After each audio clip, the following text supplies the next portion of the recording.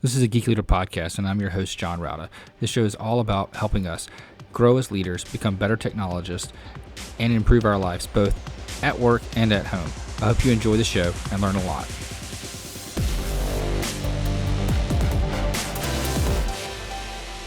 Welcome to a Geek Leader podcast. I'm your host, John Rauda.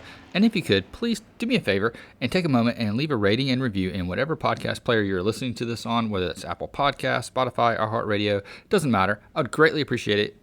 And that feedback really helps get other listeners to the show. Also, if you're not subscribed, go ahead and subscribe so you don't miss an episode. And if you feel so inclined, you can go to geekleader.com/tip and donate to the show. Thanks so much. All right, Geek Leaders, today I'm honored to have Adityo Prakash on the show. He is the CEO and co-founder of Verseon, a company that is at the forefront of modern drug discovery, using all kinds of technology to advance our healthcare. Anyway, with all that being said, Adityo, welcome to the show. Thank you, John. If you don't mind, just tell the audience a little bit about your background and kind of how you got to where you are in your career. Well, I started life studying mathematical physics, and then at some point during graduate school, the idea for our first company came along. It was the beginning of the internet, and video delivery seemed to be a big problem at the time, and started that company.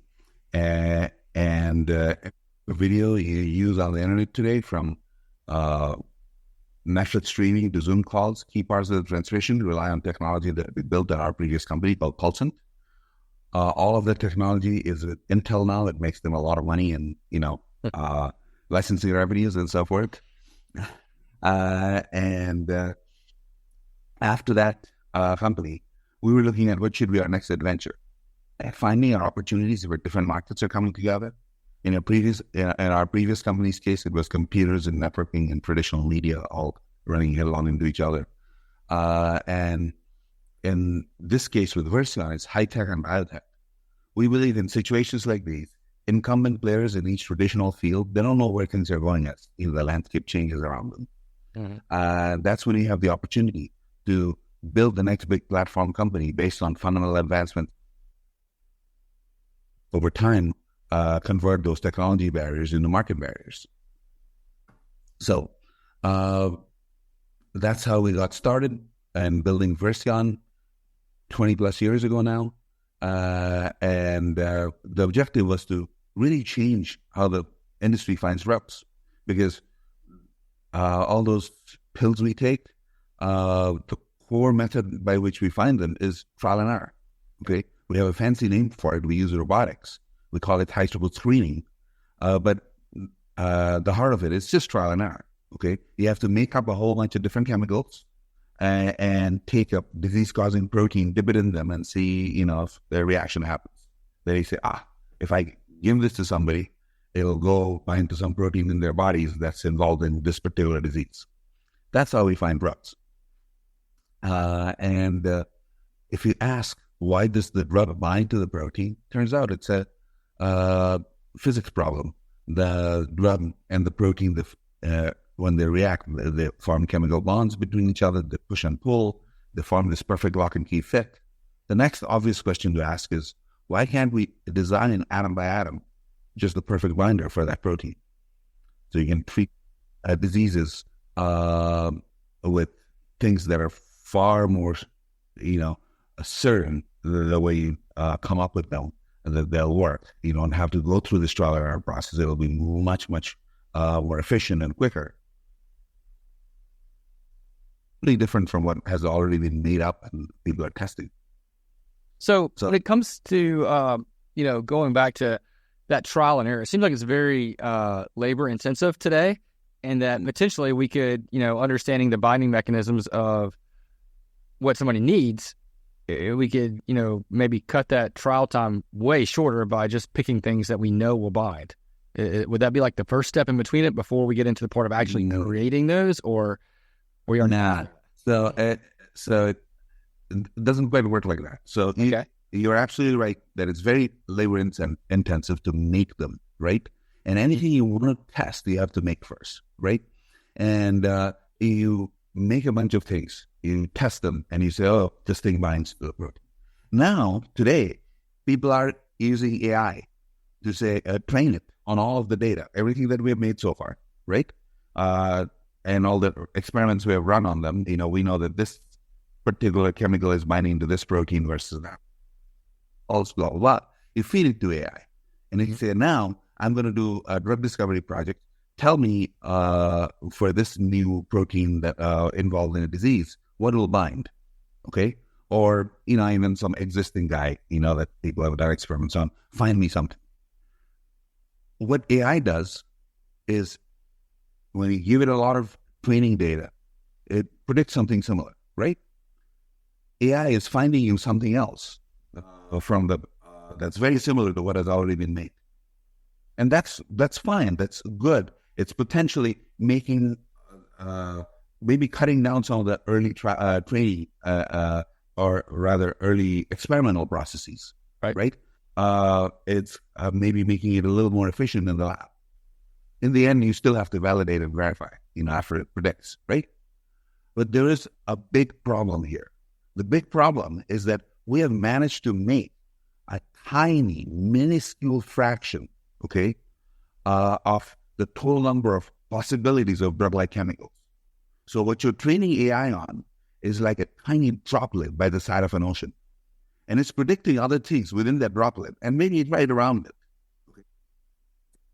Go out into the ocean where the fantastic, treatments of the future lie, right? You're not going to get there. The only way, if you use this core brute force, mindless application of AI to the problem, what you're going to get, keep getting variants of what people have already made, right? Which is okay, but it's not going to get you there. The only way you can train AI using this is you have to go make them out there, which, as you pointed out, is really, really time-consuming and expensive. So, to give you a sense of scale, over the last 100+ years, we've managed to make about 7 million distinct chemical structures, so what they're called chemotypes, different types of chemical structures. Within them, we've made small variants around them, and people count numbers like, 30 million, 100 million, 200 million. It doesn't matter. But really, if you look at distinct chemical structures, about 7 million. Okay. Now, compare that to the total number of drug-like molecules that people know that they can make by permutations, combinations of known organic chemistry rules, right? People have done that estimate. That number is 10 to the 33. Wow. Compare 7 million to one with 33 zeros. Suddenly you realize, to call it something that you have scratched the surface would be a heavy overstatement. Yeah, that would be like ChatGPT being trained on a single word. Exactly. Pretty much. So how do you get that data then? How do you like get the AI to, or what do you do? Do you take like all the possibilities and then train it on? And not no matter how. You don't. Yeah, I know. So AI has a data problem in small molecule drug discovery. AI clearly has a very big data problem. Well, okay, but you can get around this data problem if you combine AI with something else. If you combine AI with breakthroughs in quantum physics, right? When people think about life sciences, quantum physics sounds funny, right? But the reality is that inside your body, that's what's happening. Those atoms that forming bonds are pushing and pulling on each other based on the rules of quantum mechanics. Okay, so if you can figure out how to construct completely novel molecules on the computer, and then without having to do the experiment, meaning without having to actually make it first and all that stuff, right? Without having to do the experiment, be able to figure out, okay, this is how it's going to bind to this protein, or not, right? And this is how it's going to fit here, and have the right hydrogen bonding or other things like those form, and it's going to push and pull like this. It's going to displace the water over here. This is how it's going to vibrate. If you can really model that, then you can eliminate all these experiments. To do this using physics, is not easy. It's really, really hard. But, this doesn't require prior training data, right? Because this is based on fundamental of physics. Right, just laws of the universe. Electron clouds are lining up a certain way, forming bonds or whatever else, okay? That doesn't require training data. If you can use this physics modeling to design these novel things, say, I found something entirely different and new now, okay? These, you can still figure out something fine. You can make it in the lab, collect all the rest of the data that you need around it, okay? Whether things that you're not modeling on the computer. Is it getting through the gut really well? Is it by the liver too quickly? All those other things that you need to know about a drug. You can feed all of this information to your own AI. Okay, your AI is learning on completely novel drug structures that nobody else has. Mm-hmm. Right? Does that make sense? Yeah, it does. It makes perfect sense. As long as you have the laws of the universe, I guess, basically plugged into that it will follow, it can build its own library of molecules that don't even exist yet. Sure. So this is a little bit like this, okay? There are situations in the AI parlance, we call it synthetic data because you're simulating a novel situation and you're collecting the data, right? Exactly. Using physics. When we describe it to people in the life sciences, we don't use the term synthetic data because then they get confused. The moment you say synthesis, they mean, chemical synthesis, right? Yeah. So we say it's virtually generated data, okay? That works, okay? But you need to have high quality virtually generated data. If we generate garbage, because if your physics models are no good, that's completely giving you garbage, okay, that doesn't really work. You're just training AI on your garbage, right? And besides, by the time you actually make it in the lab, you realize it doesn't work, right? So this is to combine these two things, right? This is a really, really hard problem. It took us 16, 17 years of the company's life to build all of those quantum physics breakthroughs that are necessary. This hasn't been done before. This is CAD/CAM, computer-aided design, computer-aided manufacturing, which we do everywhere else, right? Like you want to build a building, you go to an architect, he or she tells you, this is how every room will look. This is where the load-bearing structures need to be. This is how you need to build a building. By the time you build it, it works like that, right? That's the level of, certainty with which you need to be able to design drugs. When you build the Airbus A380 or the Boeing Dreamliner, you build it completely nowadays. When they designed it first, they designed it completely on the computer. All those wind tunnels, they sit idle today, right? I remember Caltech has always been a huge place for aeronautics, right? And all those aeronautics department wind tunnels and stuff like that, experiments that they used to run, from what I understand from my friends there, they don't run them anymore because the computers are good enough to simulate all of that, right? Now we are talking about something, taking all of that kind of computer-aided design and manufacturing, taking it down to the atomic level. CAD/CAM at the atomic level. This is true molecule engineering. This is beyond nano, okay? And this hasn't really been completely mastered yet by others. And it took us, as I said, 16, 17 years of the company's life. Multiple Nobel laureates who sit on our scientific advisory board will tell you that this is built on fundamental advancements in science, okay? That they didn't think, they had seen their lifetimes. So, now you can design these entirely novel things that nobody has ever seen. Collect the lab data, feed it to your AI, and the game changes.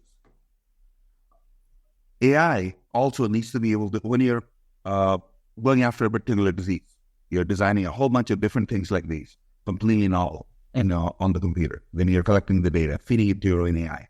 You need to have the right AI technology that can make good use of this data, because a particular drug program or whatever else, or class of proteins, the amount of data, the number of things you can design and, data you can collect is using the synthetic, data process, as I was saying, using physics, is limited, by the way. Limited in the sense that you will never have what we call big data. You will never be drowning in data of all the different possibilities you can make, even in that little, let's say, using that ocean analogy, like I was saying, you're going out into the deep ocean and you're finding a little island of useful stuff, right?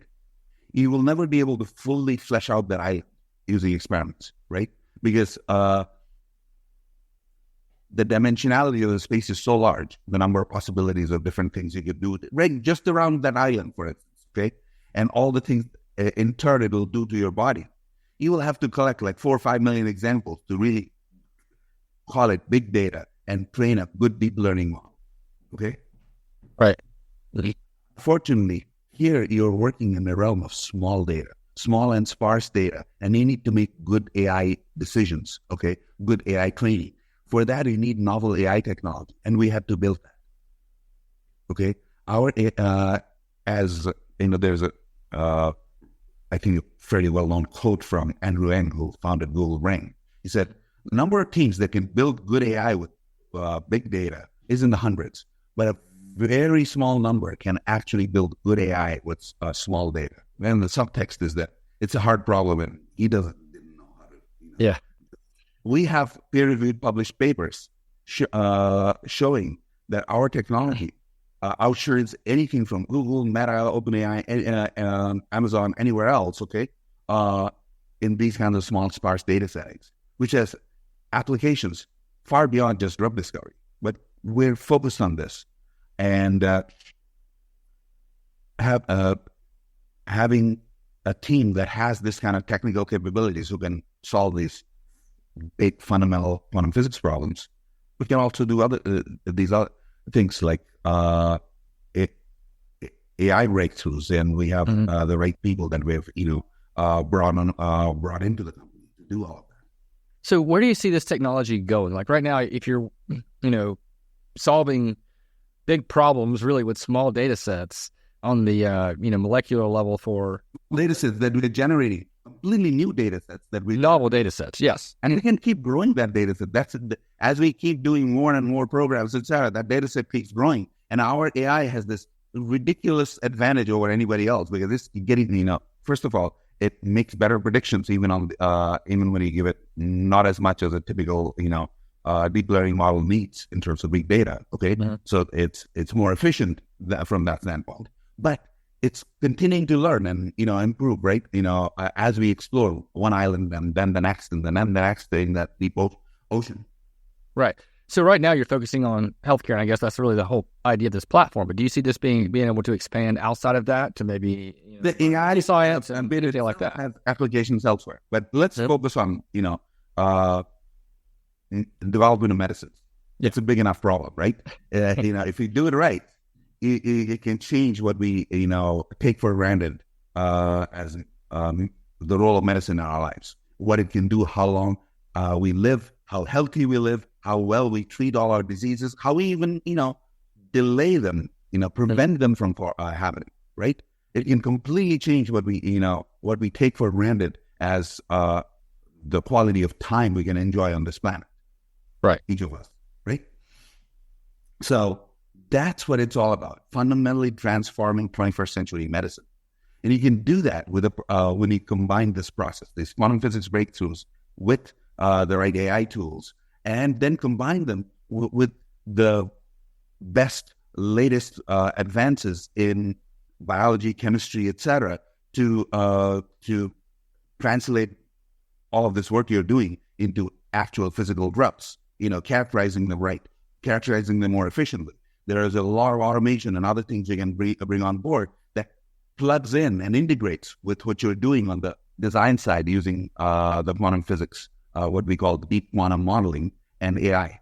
Okay. So take me through the process of, you use this AI tool to come up with a potential drug to test, right? That may solve a problem. How do you get from there to actually, building that? So this is the thing. You design using the computer, using our like the CAD/CAM system that we talked about. Completely novel, drugs, right? You come up with entirely novel structures nobody has ever made before. You figure out which ones will really bind to to your protein of interest that's involved in a disease. Now you take it to our whole integrated laboratory process that's super efficient, purpose-built, fit into this. The lab now says, okay, you've designed this completely novel molecule, and you've given me the synthetic recipe for making them. So thank you for that. It quickly makes it on the chemistry side. Now it goes into all the biology characterization, right? You're now putting it into actual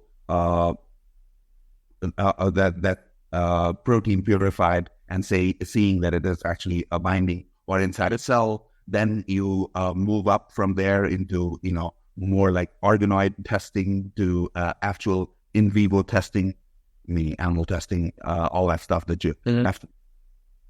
So you do all of that. You collect, everything that, these novel drugs that you have to design. How are they behaving? Which one, for any program, I've designed probably 100 different things, and 100 different things are not even similar variants of each other, really different from each other, right? And I figure out through the lab, okay, these are the ones that are the best. All these other guys, they'll work, but, not as well. Maybe this one gets chewed up by the liver too quickly. That one has some other problem, so let's eliminate. The ones that are coming near the center of what you really want, the target, profile, right? Some of them, you want to maybe tweak them further, make it, I wish I could make it even better. You feed all of this data of how these different things that you just made and tested in the lab, how they're behaving, to your own AI. Your AI says now, this is great, thank you. Now you want, you like this drug's properties, everything else is so clean, so safe, so nice. But it, doesn't last in the body very long, and you'd have to feed it 3 times a day. Okay, and you want it to be once a day, or once every 2 days, or whatever. Okay, so how about you attach the head of this drug candidate with the tail of this guy and mix and match in like this? Remember, AI is good at tweaking these things, which is why everybody is stuck in the in that little droplet, right? It's tweaking existing thing. I says, okay, make these little variants. Go try it, see what happens. So we make them again, go through another loop, and voila, you have, those perfect candidates that you want, that the rest of the industry would give its right arm for, that they can never find, with uniquely desirable therapeutic profiles. And they're ready for clinical trials. And for every program, we always take multiple drug candidates that are chemically distinct from each other, multiple drug candidates into clinical trials. Why? More shots on goal. Right? Yep. And we use AI-driven analysis to figure out, okay, a drug A is working better for this population versus drug B versus drug C. So you can personalize the medicine much, much better. Okay. Maybe not all 3 of them will go all the way through, but if they do, now we have choices. Right. We've all heard about this overused term, personalized medicine. Right? What does personalized medicine mean today for you? Okay, let's say both you and I get diagnosed with some particular disease, where there is an option for personalized. Usually it's cancer, but elsewhere people are starting to talk about it. What does it really mean? We go to our doctors, they do our tests, and they say, you are in luck, the drug will work. I'm told I'm shit out of luck, it's not going to work. That's personalized medicine today. We say that's crap. You should have, drug A that works for you. I should have drug G that works for me. We don't have those kinds of choices. Right. We need to get there. Maybe it's the combo of drug A and C that works for you, and there's G and H or whatever else that works for me. We're not there yet with medicine. And the only way to get there is what we were just describing. You need more good drugs developed quickly, and you need to be able to characterize them in a better, and you need to be able to then, figure out what's working for whom better, and what combination perhaps is working better for whom. Yeah, so how do you get to that point where like what would work for me versus what would work for you? Is it different biomarkers within us as individuals? Yes, exactly. You start seeing them. Let's say you have multiple options. You start seeing that in clinical trials. You see all 3 drugs are good, but one seems to be getting better, working better for people with a certain genetic profile, or health, certain blood type, or whatever else. Versus a drug B is working better for some other population. How far off are we from this truly. We're already doing it. Yeah. Okay. But to truly have lots of personalized choices, that'll still take time. But Right. let's do the first step first.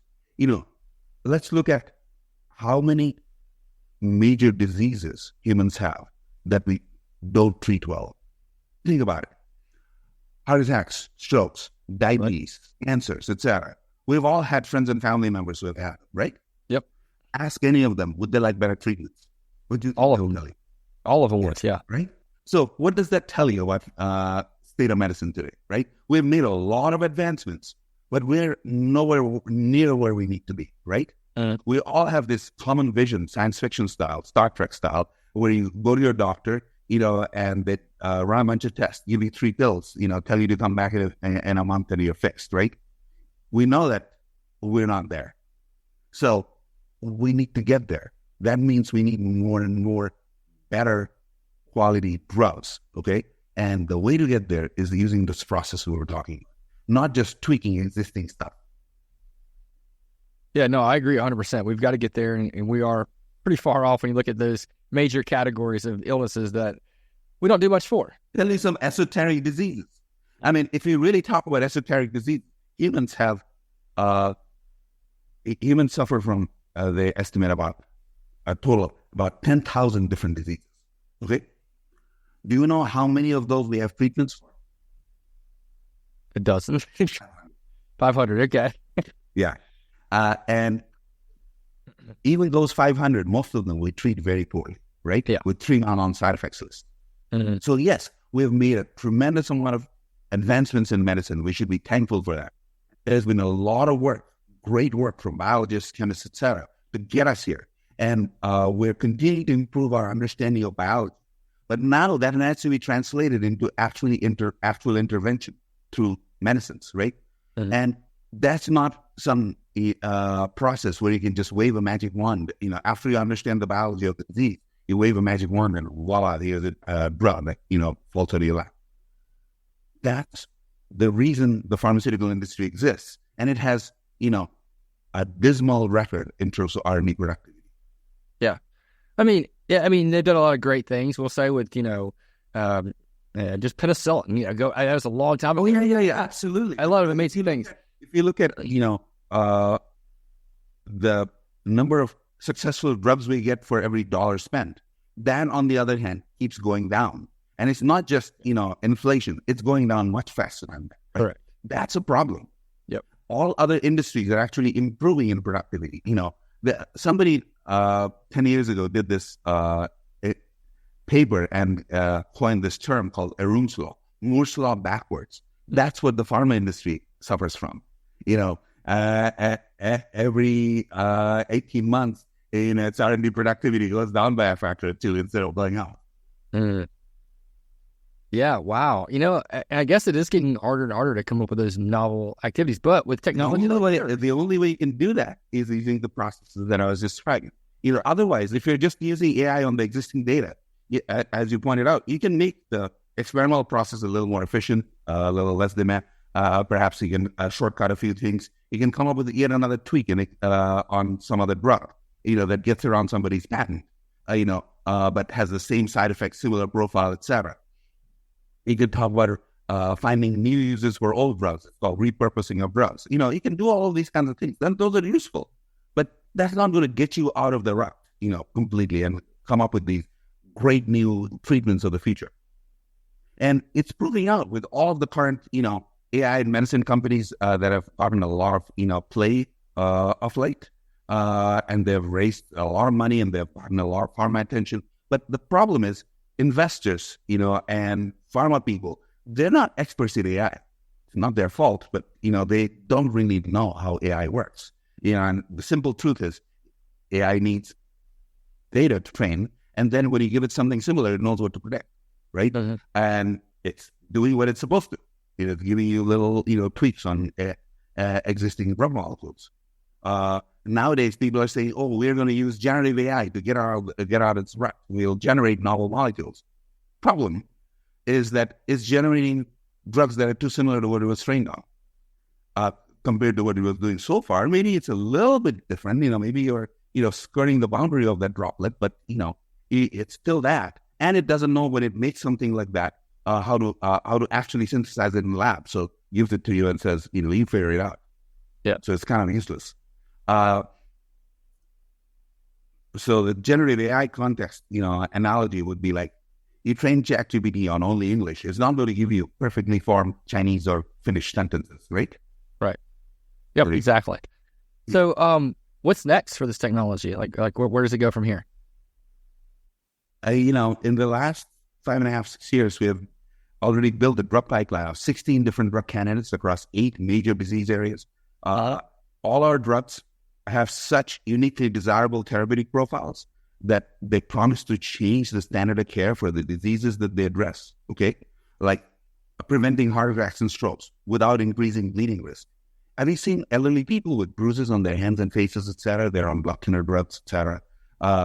We have friends and family members in those kinds of conditions. This changes the game where they don't have that increased bleeding risk, and you can treat these diseases far, far better. In fact, there is a subset of that population that need more than just, a so-called blood thinner drug. They need an antiplatelet drug like Plavix given simultaneously. Today, you cannot treat them with therapy long-term because they bleed in the brain and they die, okay? With our drugs, you open up that a whole segment of, patient population where you can treat them safely with dual therapy lifelong, okay?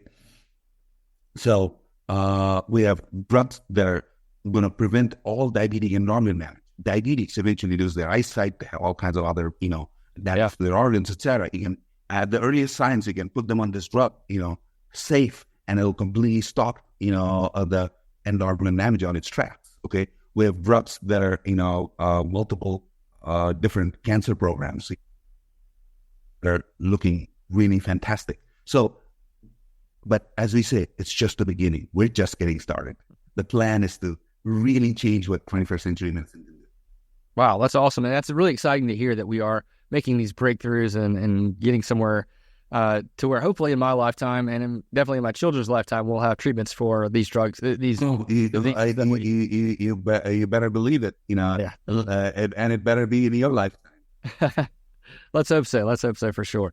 This has been a great conversation. How can people connect with you online and learn more about what you're doing and maybe find out more about this exciting field that you're in? Our website, is www.verseon.com, verseon.com. And please come look around, join. We have a community tab. Join the community tab. We will keep you updated on the latest developments that are coming in medicine. And we're not just building a company. We're trying to build real change in medicine and all the help from people to be our champions, our voices of support. And we will and provide feedback on diseases that trouble them, and we would like to build a community. Awesome. I'll link that too in the show notes at geekleader.com so you can click through and connect with you and find your website and hopefully join that community. Again, thanks so much for coming on the show. This is a super exciting conversation. Thanks. Hope you enjoyed the show. Please go to geekleader.com to learn more about what this guest is up to, click on their links, and connect with them online. I would also greatly appreciate it if you could leave me a rating and review in Apple Podcasts or wherever you listen to the show. And make sure you've subscribed if you haven't already. And if you feel so inclined, you can leave me a tip by going to geekleader.com/tip.